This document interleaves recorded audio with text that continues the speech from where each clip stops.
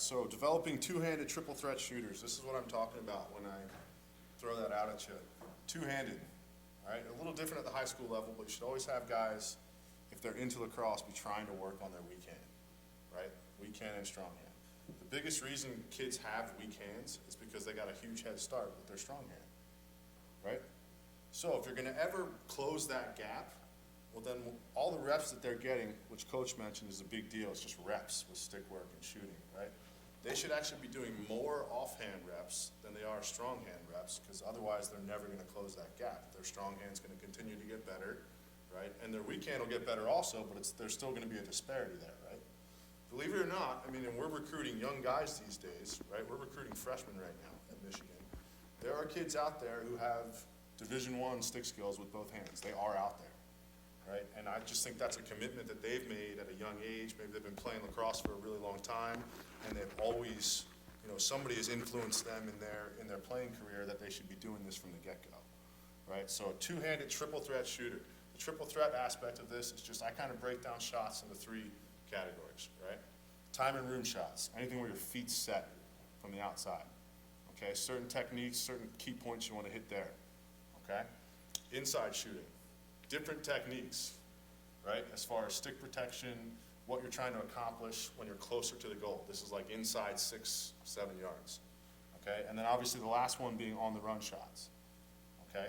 The interesting thing is the hardest one to master and be really effective at is probably the on the run shooting, but at the same time, you have that opportunity to shoot more than any other type of shot in a game, right? It's not the highest percentage shot, but you can probably create that shot the easiest, especially down the alleys at our level, right? But it's one of those things where it's diminishing returns.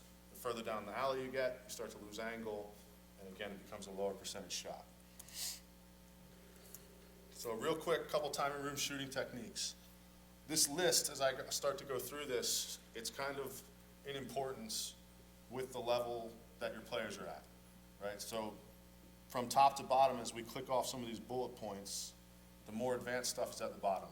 So the top stuff is the fundamental stuff where you should be hitting all the time, right? One difference you might find with me is I don't tell kids not to shoot low to high. I don't tell kids not to shoot low to low. I scored a ton of goals shooting low to high in my college career and my pro career, and I scored a ton of goals shooting low to low, okay?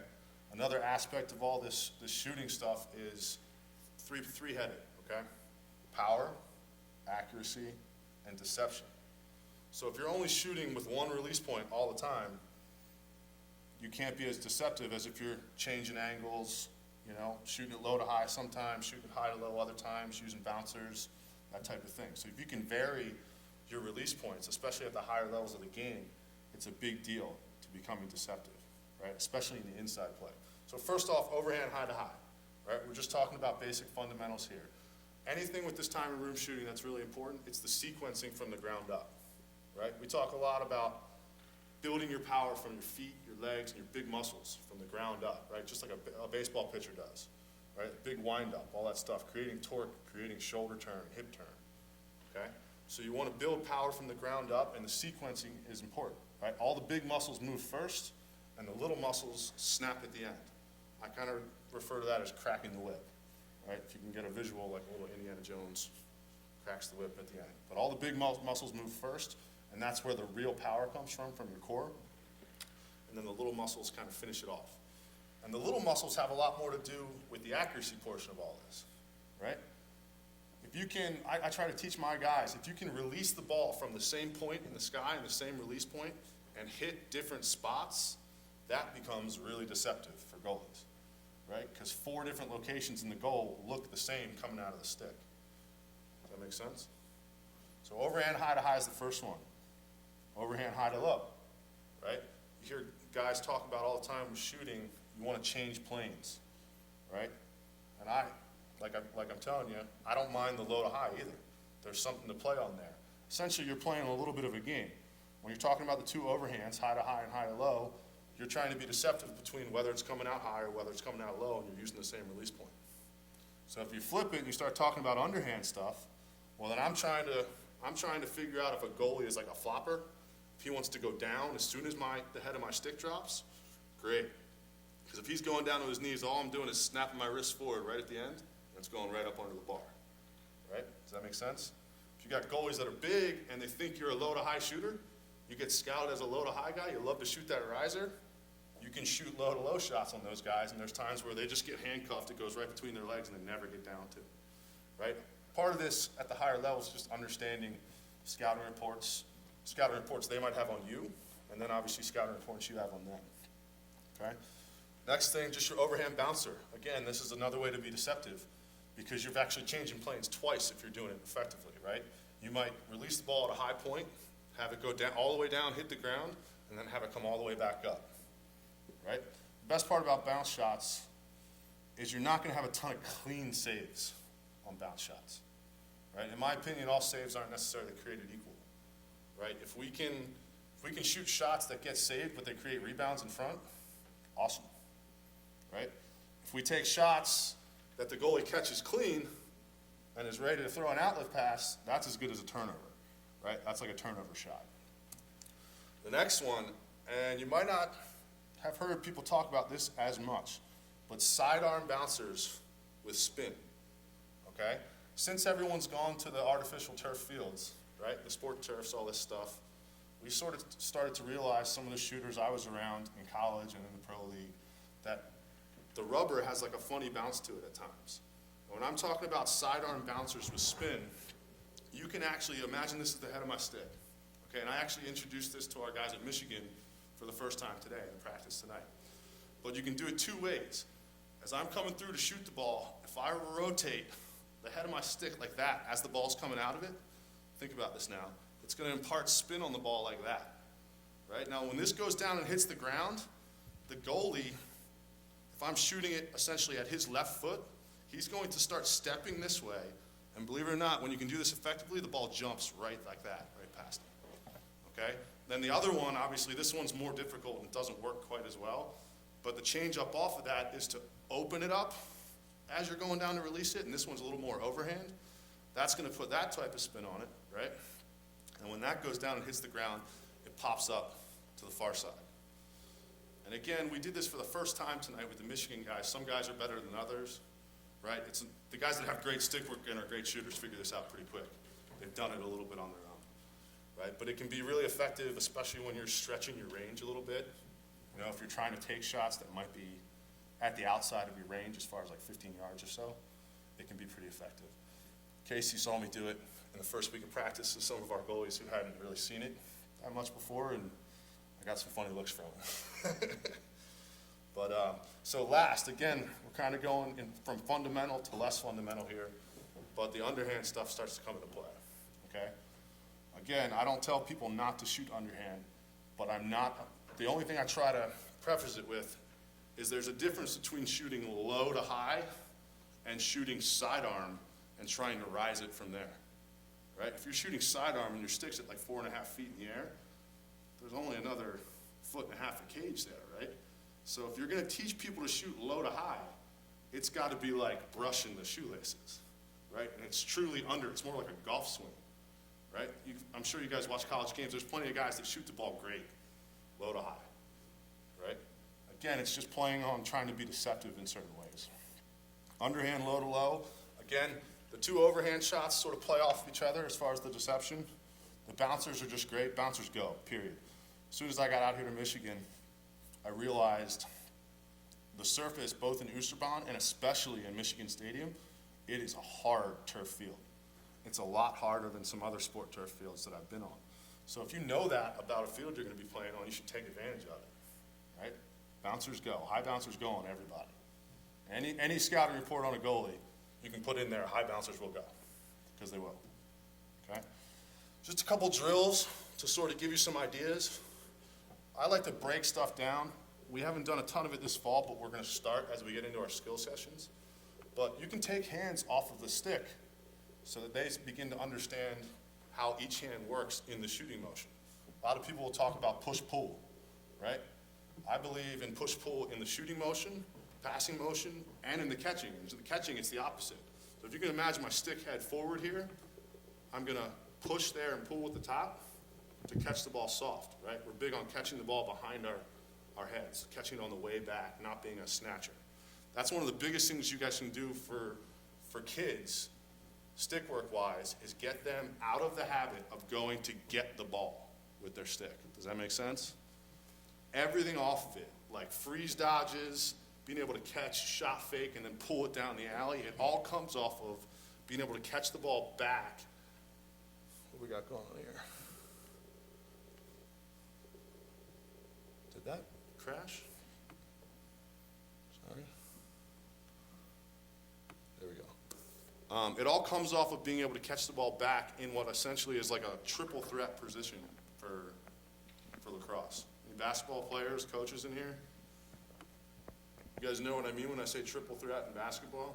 So ready to dribble, shoot, or pass. Right? The same thing, your slot of your shooting position in lacrosse is the same exact thing. I can shoot the ball from there, I can pass it if there's like a one more opportunity, or I can pull it and go into a dodge either to the middle of the field or down the alley. So everything with stick work and secondary moves, it all comes off of being able to catch the ball correctly. Okay? This is just a little drill. Some people call it swat the fly, because you're just working on your top hand. Okay? Just to put it in action a little bit. Feel free to ask questions as we get going. This was yesterday's practice. Excuse me. And this was the first time these guys have done this year. So like Coach was saying with some of the star stick work, it's a little slow start here, but as you see, and obviously some guys are better at it than others, they're starting to get a feel for how it works, and by the end there's some guys pinging corners off the pipes with one hand, okay?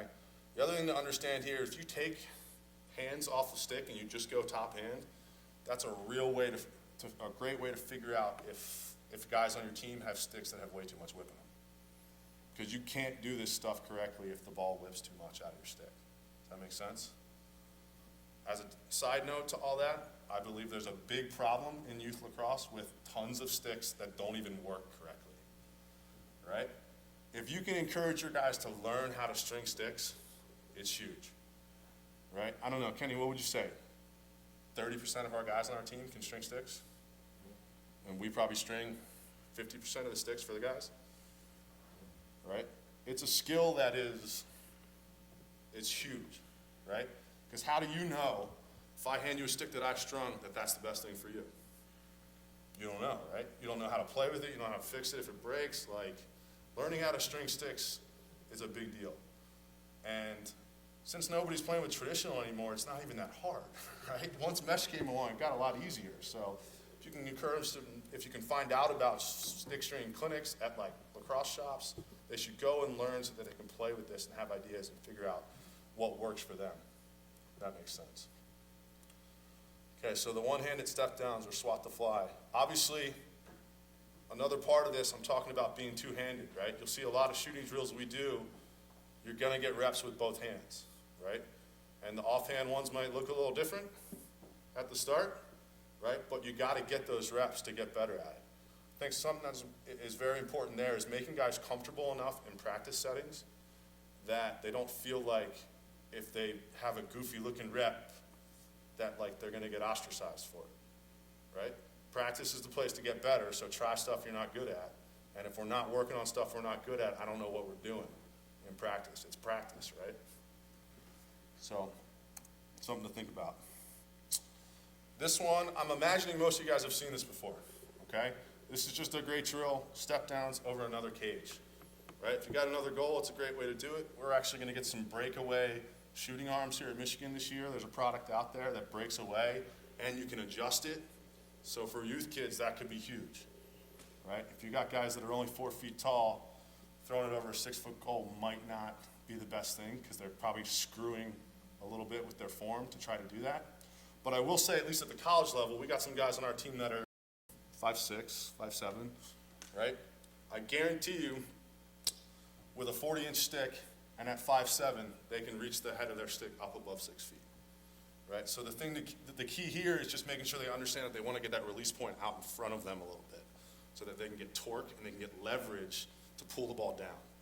Guys that do this drill really effectively, they can not only get it over the cage and into the second goal, they can pull it down to the low corners from over that second goal. So as we watch a couple of these, this is one we have been doing a lot this fall. There's some guys that are better than others, right? right? Rozzy actually there, 39, is really good at doing it, pulling it down into the low cage, into the low corner, excuse me. And again, it's just a great way to reinforce fundamental shooting technique, okay? Sometimes we'll move from doing this with the second cage and do a whole nother round of it right afterwards without the cage, right? When you're shooting over the second cage like this, I'm really not worried about location. It's just about like kind of grooving that shooting stroke. Does that make sense? And again, I think a lot of you have probably seen this one before. This is the bad news about this talk, right? I don't have a secret answer to make people great shooters. It's about reps, right? There's no secret, so we're not like searching for the swing, right? Like they say in golf sometimes. There's no secret to any of this, but there's also no shortcuts, right? It's about reps. I tell people stories all the time. I mean, for me, the muscle memory has taken over like 10 years ago, and I have my stick in my hands every day, but like I don't practice shooting, you know? I know how my stick works. I can pick up a ball and I can throw it right in the corner from like 6 different release points. It's not a big deal to me.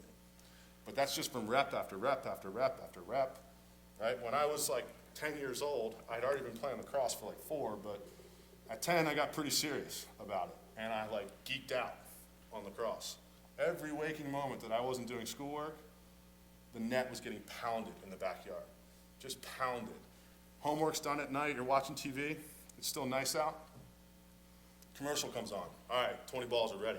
Step outside the back door, bang, bang, bang, bang, bang, get 20 and come back inside.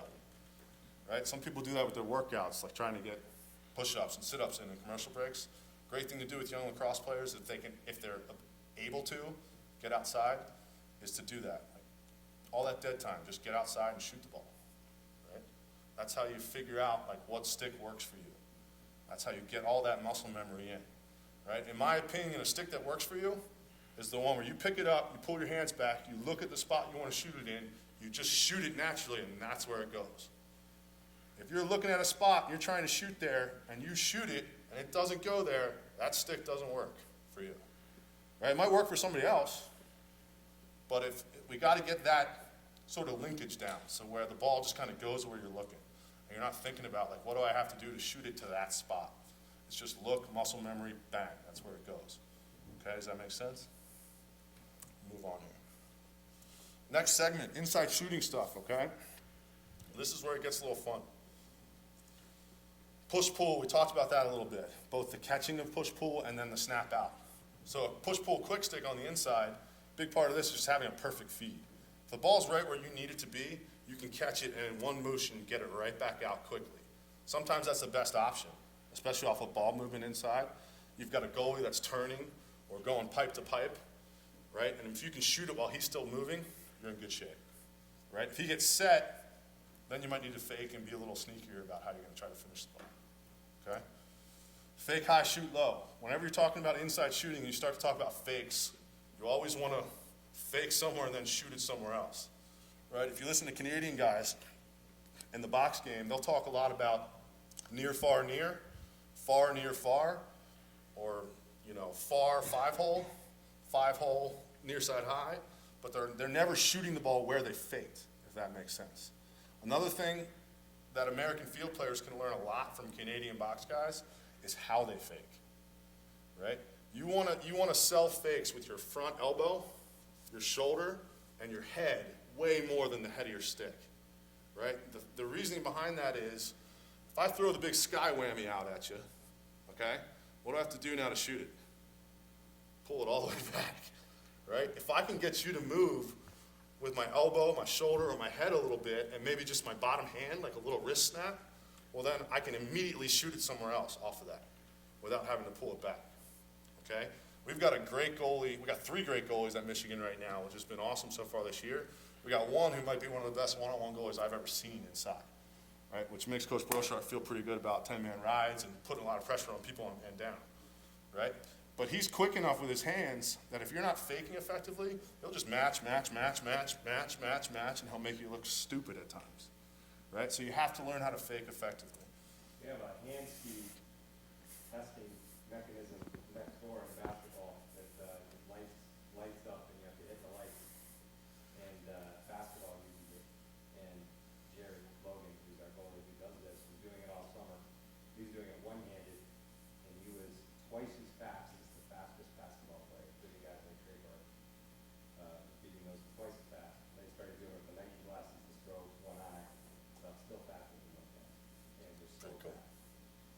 So fake low, shoot high, obviously it's just the difference between fake high, shoot low. Same concept though. Never trying to, you should never shoot it right where you faked. Just trying to, again, change it up, keep the goalie on his toes. This is where I think it gets fun. And I'm not talking with deceptive stuff, I'm not talking about behind the backs or any trick shots like that. But twisters and leaners, this is another one that comes kind of from the box game, right? If you watch Denver play, there's plenty of guys that are doing a lot of this stuff.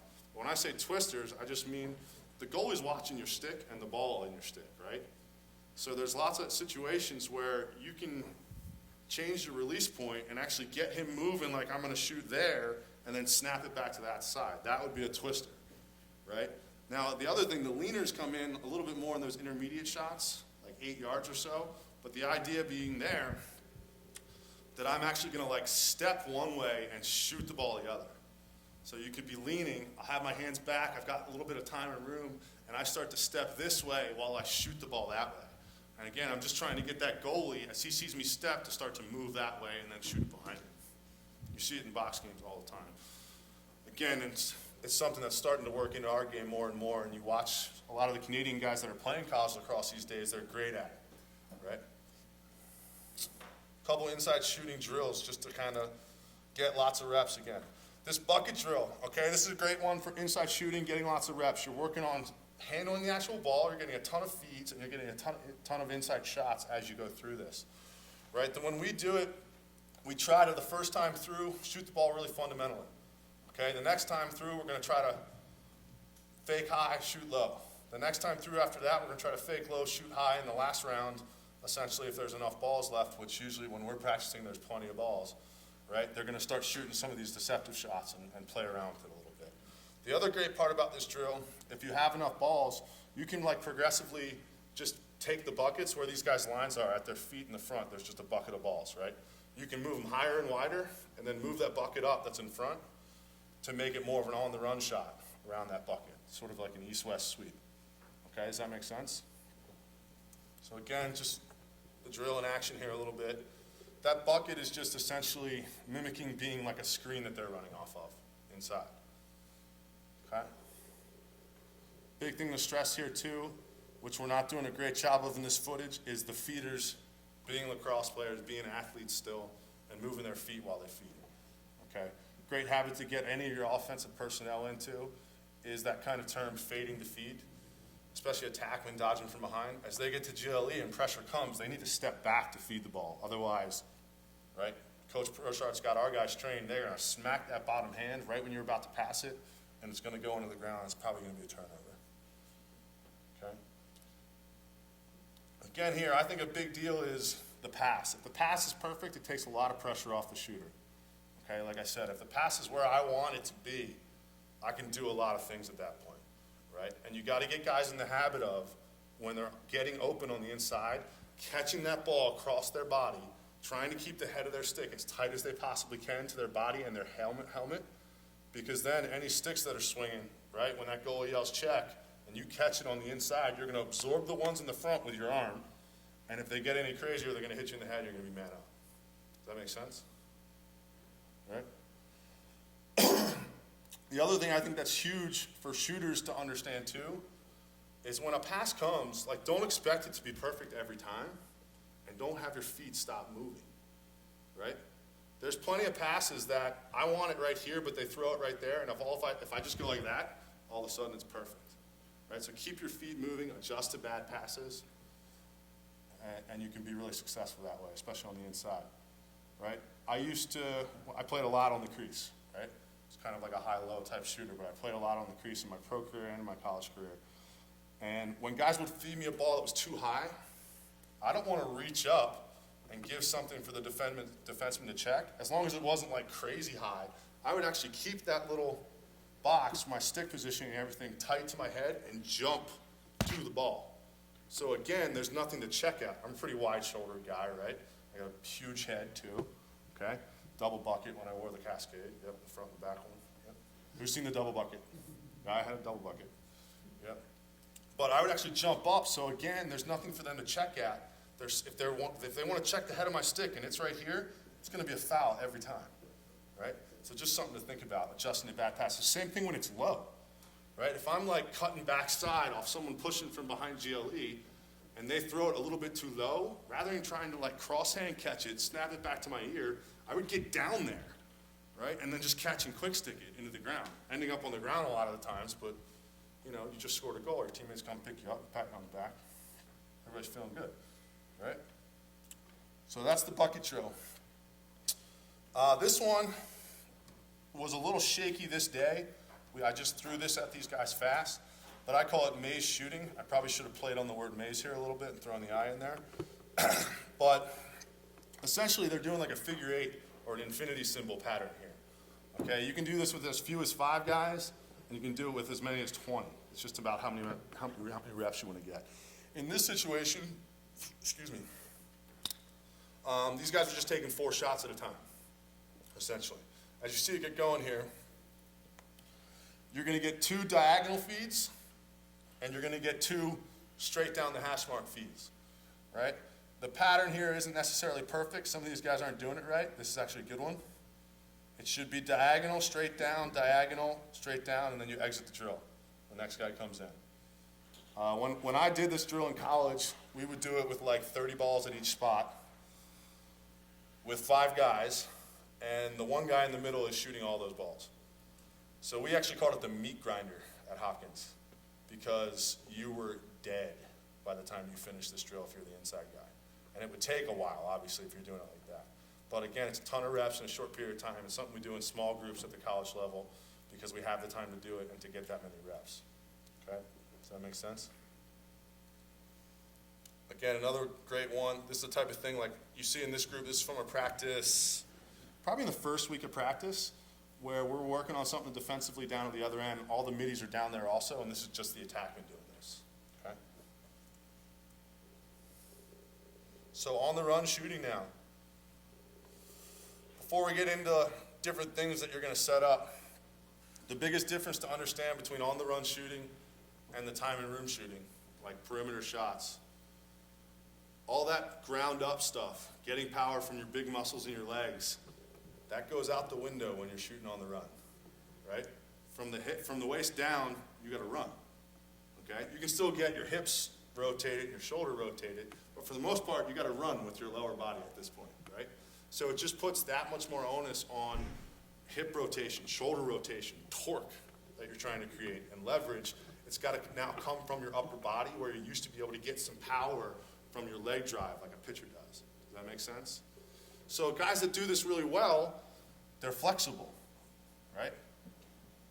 They're really flexible, especially in the core, okay?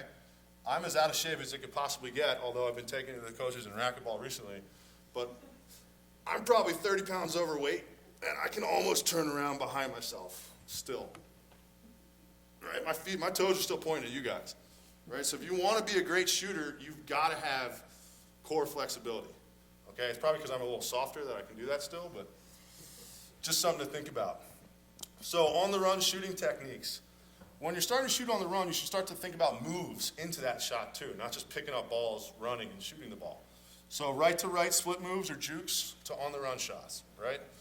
Left to left, this is all same hand split type of stuff. You can teach finer points of that, it's almost a different discussion.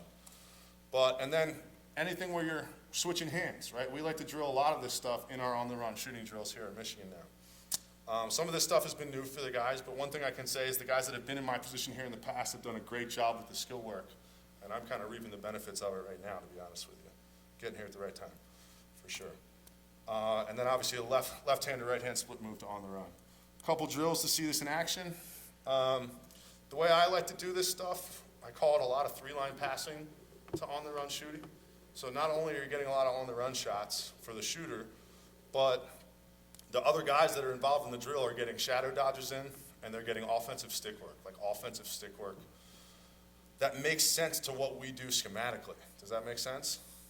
When you're thinking up shooting drills, try to take little pieces of your 6-on-6 offense and make it like 3 parts of it and something that you always need to do. So you're swinging the ball from one place to the other to create an on-the-run shot somewhere else. Take little pieces of your offense and just create shooting drills off of that stuff, right? And that can be like fades off the crease, pops out of the crease, anything like that, okay? It just reinforces the stick work that you're going to need them to be effective with in your 6-on-6, and it's a way to get a lot of reps at it. Okay, so there's 2 more videos here. This first one is 3-line passing to on the run down the alley. Can you guys see my cursor? Yes. So this guy, he's just going to dodge to the island, get out with his feet, throw it to the next guy. He's going to swing it to the guy that's going to run down the alley here and shoot it. Right? We've got some verbiage we like to use. I don't like the first pass to be thrown unless a double call is made by the next guy in line up here. Okay? Now the next call that the shooter, the dodger that's going to shoot the ball is going to make is swing it. That's how the guy knows he should just get it there quickly to the backside and we should dodge right away. Okay? So again, in action here, you'll see it a little bit. We're not doing a great job of it right here. It's about standards here, definitely. Oh, Casey, you got me. There it is. Right? If you want guys to get to the island here, put a cone or something there, make them get there. Okay? I'm not doing a great job of it today here. Some guys probably do it better than others. But make it a shadow dodge. Again, it's an opportunity to work on your footwork as far as getting to the island, getting out with your feet, which is another really important point. But you can see how it kind of flows here. Most of the time we wait for that shot to be taken, then the next guy goes. You can figure out the tempo that it should take place at, depending on if you're going to have a goalie in the cage or not. Right? If you're going to have a goalie in the cage, the tempo needs to be slower. If you're not going to have a goalie in the cage, let's go, right? There's only so much time. We want to get as many shots in as possible. Does that make sense? Again, stick work is getting reinforced here. On-the-run shots are getting enforced here. We kind of have a rule right now that I've been trying to instill in these guys is that when we're doing shooting drills, don't shoot the same shot twice in a row, right? Like if you're trying to hit a certain spot and you miss it the first time, go back to it and hit that spot. But then as soon as you're happy with where you wanted to shoot it and you hit the spot, move it, right? Because some people in games, they get themselves into trouble because they can only shoot to one spot, right? And if the goalie's saving that, well then they're going to have a long day, right?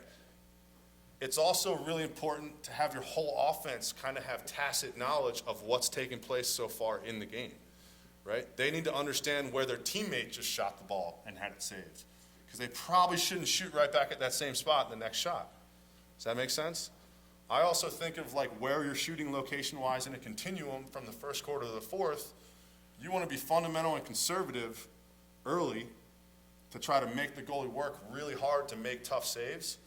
And then if stuff starts to fall and he starts to have a rough day, well then you can start shooting to different spots and shooting near side high and shooting stick side high, right? That's another thing with me you might find that's a little interesting. I totally understand why some people shoot stick side high and why they score there. There's not a lot of goalies around, period, that don't have a little bit of a hitch. It's just it's a protective mechanism if you think about it. Somebody's about to throw a lacrosse ball at you at 90 miles an hour. The first thing you're thinking about is moving this hand in front of you guys know where, right? They all hitch to some extent, and that's why you can shoot stick side high on some goalies, right? Now, if you try that out early in the game and it doesn't work, well then you need to go back to the well and shoot maybe a more fundamental, traditional spot that's a little more conservative, like offside hip, or shoot a high bouncer, because as we said, high bouncers go, okay? The only way we twist this around, you can see we're about halfway through.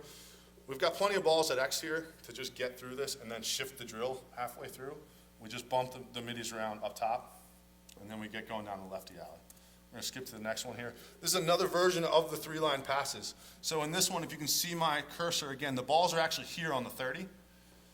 And we're gonna just do some offensive movement here. There's actually a line down here on the hash marks that you can't see. But this guy is gonna throw it over. The guy up top here now that was just shooting is gonna dodge down, wait for a double call from the original ball carrier where the ball started. He's gonna throw back either across his body or circling and throw back. That guy is immediately gonna catch split is what I call it. It's like taking a split dodge right off your catch. You're gonna catch it, split, and go immediately. And then he's gonna feed the guy that's coming up off the hash marks. What this is trying to sort of simulate is this first alley dodge down here, the defense crease slides, comes over to help. We snap it back quickly, get dodging immediately down the other way.